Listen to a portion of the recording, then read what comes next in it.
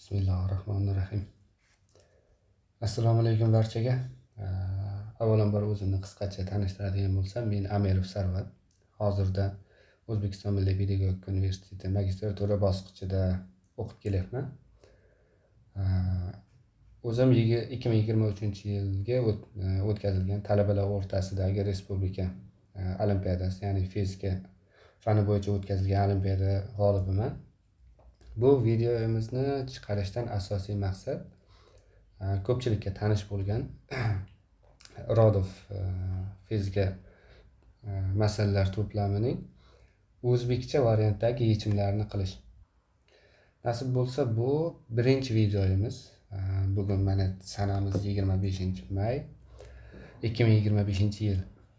Bu masalalarni xudo xolasa to'liq oxiriga yetamiz. To'liq tarjima va to'liq yechimlar bilan YouTube kanalimizda joylab borishga harakat qilamiz. Bu qancha vaqt oladi aniq bilmadim. Balkim 2 yil ketar, balkim 3 yil, balkim undan ham ko'proq vaqt ketishi mumkin, chunki masalalar olimpiada darajasidagi masalalar va bularni to'liq tushunib yechish ancha ko'p vaqt oladi. Bundan oldin ham Sidrik masalalar to'plamini to'liq yechimini qilganmiz. Buni YouTube'da video dars qilganimiz yo'q, lekin Telegram kanalda to'liq yozma ravishdagi yechimlarni joylab qo'yganman. U ham bir necha yil olgan, juda ham ko'p mehnat, ko'p vaqt sarflaganman. Endi nasib bo'lsa Irodovni ham boshladik. Qilayotgan mehnatimiz unumli va ko'pchilikka foydali bo'lishida Allohning o'zi madadkor bo'lib tursa, hammasi yaxshi natijalar bilan tugaydi, xudo xolasa. Bu yechimlarni qilish albatta juda ham katta mehnat talab qiladi, ko'p vaqt olishi albatta aniq. Shuning uchun sizlarni ham qo'llab turishingizni so'rab qolamiz. Ya'ni mana shu videomizga imkon boricha like bosib, o'z fikrlaringizni izohlarda qoldiring. Imkoni bo'lsa Telegram YouTube kanalimizga obuna bo'lishingizni so'ragan bo'lardik. Chunki siz hech narsa yo'qotmaysiz va bir necha soniya sarflagan vaqtingiz bizni kontentimiz rivojlanishida katta rol o'ynaydi. Shuning uchun e'tiborsiz qoldirmaysiz degan umiddaman. Bunday bo'lsa yechimlarni tayyorlashni boshlasak. Kinematika bo'limidan boshlaymiz. 1-1. Qayiq oqim bo'ylab ketayotgan solni A nuqtada quvib o'tdi. Tau teng 60 minutdan so'ng ortga burildi va biroz vaqtdan keyin solni A nuqtadan L teng 6 kilometr masofada uchratdi. Agar qayiq motori butun harakat davomida bir xil ishlagan bo'lsa, oqim tezligini toping. Xo'p, mana bu yerda boya shunchaki rasm chizib o'chirib qo'ygan edim, vaqt sarflamaslik uchun. Yana iziga qaytarib qo'ydim xolos. Xo'p, demak daryo. Daryoni chizadigan bo'lsak va bu yerda V plus V0 deb yozdim qayiq uchun. Negaki qayiqning tinch oqim bo'lmagan suvdagi tezligini V deb belgilaydigan bo'lsak, u oqim bo'ylab harakatlanganligi sababli buni tezligi V plus V0 bo'ladi. Mana shu qismni A nuqta deb belgilaymiz. Mana shu yerni A nuqta deb. A nuqtada solni quvib o'tdi. Bu harakatini davom ettirdi va qandaydir nuqtaga borib yetgandan keyin ortga qaytdi. Ortga qaytdi va mana shu A nuqtadan L teng 6 kilometr masofada qaytib keldi va sol mana shu yerga yetib kelgan edi. Mana shu yerga kelayotgan edi. V0 tezlik bilan kelyapti. Endi bu qaytishda esa V minus V0 tezlik bilan harakatlandi. Xo'p, bu yerda mana bu nuqtagacha, ya'ni mana shu masofani S deb belgilab qo'yadigan bo'lsak, bu L. Bu masofa o'z-o'zidan ko'rinadi, S minus L ga teng. Endi bu qayiq va solning umumiy harakat vaqti teng. Shu yerda aytishimiz mumkin, mana bu qayiq T barobar tau vaqt harakatlandi, ya'ni 60 minut bu yoqda berilgan, 60 minut harakatlandi. Undan tashqari ortga qaytib kelish, ya'ni qo'shimchasiga s minus l ga teng bo'lgan masofani v minus v0 tezlik bilan bosib o'tdi. Sol esa t barobar l taqsim v0 tezlik bilan harakatlandi. Demak, mana shu ikkala umumiy harakat vaqtlari teng. Hozir shu yerda mana shu ikkala masofani tenglash, ikkala vaqtni tenglashim mumkin. Bundan tashqari bizga ma'lumki, s barobar bizga berilgan tau vaqt va qayiqning tezligi, ya'ni v plus v0. Mana shu ifodalarni o'rniga qo'yib, hozir tenglamani yozamiz. Xo'sh. Ikkalasini o'zaro tenglaydigan bo'lsam, L taqsim V0 teng tau plus S ni o'rniga qo'yishim mumkin. Xo'p. V0 plus V ko'paytirilgan tau minus L taqsim V minus V0. Xo'p, bu yerda mahraj berib qo'shib yuboramiz. L taqsim V0 teng bu mahraj V minus V0 qo'shadigan bo'lsak, V minus V0 ko'paytirilgan tau, mayli, birdaniga ko'paytirib yoza qolayin, shunda osonroq bo'ladi. V ko'paytirilgan tau minus V0 tau plus V0 tau plus V0 V tau minus L. Xo'p, mana shuni yozdik. Endi bu yerdan V0 ko'paytirilgan taular qarama-qarshi ishora ekan, qisqarib ketadi. Demak, bizda nima qoldi? L taqsim V0 teng. Xo'sh, ikkita V ko'paytirilgan tau minus L taqsim V minus V0. Endi oddiy proporsiya amalni bajaramiz. Xo'p, L ko'paytirilgan V minus L ko'paytirilgan V0 teng. Bularni ko'paytiramiz. Ikkita V0 tau minus L ko'paytirilgan V0. Mana L ko'paytirilgan V0 ham bo'lib qoldi. Bularni ham qisqartirib yuboramiz. Bizda L ko'paytirilgan V teng ikkita V0 tau qoldi. Bularni ham qisqartirib yuboradigan bo'lsak va bizga oqim tezligi, ya'ni V0 ni so'ragan edi. V0 barobar xo'p, L taqsim ikkita tau qolar ekan. Xo'p, berilgan qiymatlarni qo'yib hisoblab qo'yamiz. Tauni 1 soat deymiz. 1 hour yoki xo'sh. L esa 6 kilometr. Shunda V0 barobar 6 taqsim 2 ko'paytirilgan 1. Shunda V0 3 kilometr taqsim h. Mana shunday javob chiqar ekan. Mana birinchi masalani tugatdik. Endi ikkinchi masalaga o'tsak. Hop, yechimlar YouTube kanal manzilimiz ko'rsatilgan. Mana shu manzil bilan YouTube kanalimizni topishingiz mumkin va alohida iroda yechimlar uchun alohida playlist qilishga harakat qilaman. Qo'llab-quvvatlab turasiz degan umiddaman. Ikkinchi masalaga o'tsak. Mashina berilgan masofaning yarmini V0 tezlik bilan o'tdi. Qolgan vaqtning yarmini V1 tezlik bilan harakat so'ngida esa V2 tezlik bilan harakatlangan bo'lsa, mashinaning butun harakat davomidagi o'rtacha tezligini toping. Harakatni grafik ko'rinishda chizishga harakat qilaman mana.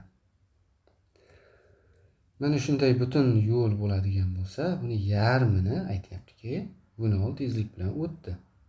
Xo'p, aytayapti, qolgan vaqtning yarmini. Endi ikkinchi holatda vaqtlar teng, ya'ni t vaqt ketgan bo'lsa, bu yerga ham t vaqt ketdi. Tezlikni pastga yoza qolayin, V0. Shunda V1 va V2. Bu yerda shunday ish qilamizki, umumiy o'rtacha tezlikni topish uchun mana bu qism uchun bitta o'rtacha tezlik topamiz va umumiy o'rtacha tezlikni hisoblaymiz. Ana shu bizga ancha qulayroq bo'ladi. Birinchi qism uchun mana bu yerdagi o'rtachani vaqtlar teng 2 ga bo'lingani uchun shunchaki V1 plus V2 taqsim 2 deb yozib qo'yishim mumkin.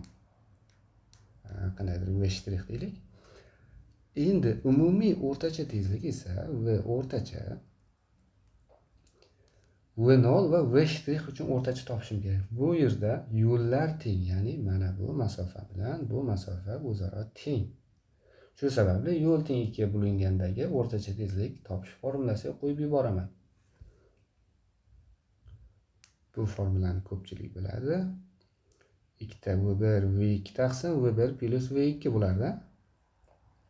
Faqat bizda V1 ning o'rnida V0 kelyapti. Demak 2 V0 ko'paytirilgan V2 ning o'rnida esa V1 plus V2 taqsim 2. Makrajda esa umumiy yig'indi, ya'ni V0 plus V1 plus V2 taqsim 2. Xo'p, shunda V o'rtacha teng bo'lar ekan. Makraj beramiz. Shunda bizda tepada qolyapti. 2 V0 qavsida V1 plus V2 makrajda 2. Bu yoqda esa demak 2 V0 plus V1 plus V2 taqsim 2. Mana bu ikkilarni qisqartirib yuboradigan bo'lsak, V o'rtacha 2 V0 qavsida V1 plus V2 makrajda esa 2 V0 plus V1 plus V2 bo'ldi. Ana shunday natija chiqar ekan. Endi uchinchi masalaga o'tsak. Xo'p, mashina to'g'ri chiziq bo'ylab harakatlana boshladi. Dastlab a teng 5 metr taqsim sekund kvadrat tezlanish bilan tekis tezlanuvchan. Boshlang'ich tezligi 0 ekan. Harakat qildi. Keyin tekis va harakat oxirida a tezlanish bilan sekinlanuvchan harakatlandi. So'ngra to'xtadi. Agar mashinaning butun harakati tauting 25 sekund davom etgan va bu yo'lda o'rtacha tezlik v barobar 72 km taqsim soat bo'lsa, mashina qancha vaqt davomida tekis harakatlangan? Demak, tekis harakatlangandagi vaqtni topishimiz kerak bo'lar ekan. Xo'p, yana harakat yo'lini chizamiz.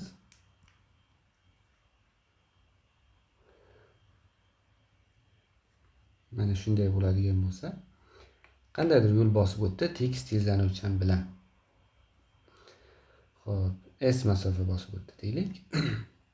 Va harakat so'ngida xuddi yana shu tezlanish bilan mana a harfi bilan belgilangan. Agar farq qilgan edi a1, a2 yoki bir-biridan farq qiladigan belgilar qo'yilardi. Demak, bir xil tezlanish bilan harakatlangan. Ya'ni birinchi holatda sekinlanuvchan, ikkinchi holatda birinchi holatda tezlanuvchan, ikkinchi holatda sekinlanuvchan. Shu sababli mana bu yo'llar bir xil bo'ladi o'z-o'zidan. Qandaydir tezlikka erishgan bu. Mana bu nuqtada qandaydir t vaqt sarflagan deydigan bo'lsak, mana bu yerda qandaydir tx. Umumiy vaqt esa, ya'ni t plus tx plus t uchala vaqtning yig'indisi 25 sekund ekanligi bizga ma'lum. Tezlikni esa yozib qo'yaman 20 metr taqsim sekund deb. Chunki tezlanishimiz metr taqsim sekund kvadrat bo'lgani uchun tezlanishimiz va tezlik bir xil o'lchov birliklarida bo'lishi kerak. Xo'p. Mana buni 25 sekund ekanligini yozdik. Tezligimiz esa 20 metr taqsim sekund.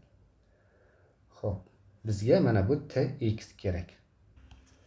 Xo'p, bizga tx kerak bo'lganligi uchun hammasini tx ga bog'lashimiz kerak. Boshqa o'zgaruvchilarni yo'qotaylik. Shuning uchun shu yerda t ni topib qo'yaylik. T barobar 25 minus tx taqsim 2. Demak, t ga bog'liqli tenglama kelgan vaqtda shu qiymatni qo'yib yuboramiz. Xo'p. Endi yana qanday tengliklarni yoza olamiz biz? O'rtacha tezlik va umumiy vaqt bo'lganligi sababli umumiy yo'lni topishimiz mumkin. Umumiy yo'lni esa ikkinchi tomonda yozamiz. Mana bu yerga xo'p. V barobar at ekanligini yozishim mumkin bemalol. Bu yerda ham xuddi shu tezlik v barobar at. Shuning uchun mana bu qismdagi s ni s barobar at kvadrat taqsim 2. Mana bu yerdagi sx masofani sx ni at tezlik bilan tx vaqtda bosib o'tdi deyish mumkin. Keyingi masofa ham s barobar at kvadrat taqsim 2. Mana shu yo'llarning umumiy yig'indisi, ya'ni 2s plus sx umumiy yo'l v ko'paytirilgan tauga teng, ya'ni mana bu v. Mana buni v0 deb qo'yaylik. Qandaydir bir boshqacha tezlik bu. bu tezlikdan farq qiladi. O'rtacha tezlik emas. Endi esa mana shu keltirilgan o'zgarishlarimizni olib kelib qo'yamiz hammasini. Shunda bizda ifoda hosil bo'ladi. 2 ko'paytirilgan s ning o'rniga at kvadrat taqsim 2 qo'yamiz. Plus sx ning o'rniga esa at ko'paytirilgan tx teng v ko'paytirilgan tau. Faqat biz t ni tx ga bog'lab yozib olgan edik, endi o'rniga qo'yamiz. Xo'p, shunda mana bu ikkalasi qisqarib ketar ekan. Xo'sh, a ko'paytirilgan 25 minus tx ning taqsim 2 ning kvadrati teng. Xo'sh, a teng emas, plus a ko'paytirilgan t ning o'rniga 25 minus tx taqsim 2 ko'paytirilgan tx teng tezligi. Xo'p, 20 umumiy vaqt esa 25 sekund. Shularni qo'yib yubordim. Mana bu minus. Xo'p, endi tezlanishimiz ham 5 ga teng. Tezlanishlarning o'rniga ham mayli 5 yozib qo'ying. Shunda qisqartirishimizga sal osonroq bo'lar ekan. Xo'p, hammasini 5 ga bo'lib yuboraman. Shunda bizda qoladi 25 minus tx taqsim 2 ning kvadrati plus 25 minus tx taqsim 2 ko'paytirilgan tx teng 5 ga qisqartirganligim sababli 5 qolsa, demak 100. Mana buni kvadratga oshiradigan bo'lsak 4 bo'ladi. Shunda 4 ga ko'paytirib yuborish kerak bo'lar ekan. Mayli, ko'paytiramiz. 4 ga ko'paytirib yuboradigan bo'lsak 25 ning kvadrati minus hop 2 ko'paytirilgan 25 ko'paytirilgan tx plus tx ning kvadrati plus 4 ga ko'paytirganimiz sababli bu yoqda 2 ham paydo bo'ladi. Bu degani 50 tx minus 2 ta bo'lgandan keyin 2 ta tx ning kvadrati teng 4 ga ko'paytirganimiz uchun 400. Demak, mana bular qisqarib ketar ekan bizda. Bizda nima qoldi? Xo'p, minus tx ning kvadrati, mana bularni qisqartirganimizda mana bu yerda bitta bor, bu yerda esa 2 ta. Shuning uchun tx ning kvadrati teng bo'ldi 25 ning kvadrati. Ya'ni 400 minus 625. Shundan tx teng tx ning kvadrati teng 225 chiqadi. Bundan tx ni aytishimiz mumkin 15 sekund ekanligini. Mana ikki tarafni ildiz oladigan bo'lsak, mana shu natija chiqadi. Demak, bizning javobimiz 15 sekund ekan. Bugun mana 3 ta masalani yechib tugatdik. E'tiboringiz uchun rahmat. Bizni qo'llab-quvvatlab, like va kommentariyalarni ayamaysiz degan umiddamiz. Kanalimizga obuna bo'lmagan bo'lsangiz, albatta obuna bo'lib qo'ying. Bu yechimlarni davom ettirishga qo'ldan kelgancha harakat qilamiz. Hammaga rahmat. Sizlar bilan Amirov Sarvar bo'ldi.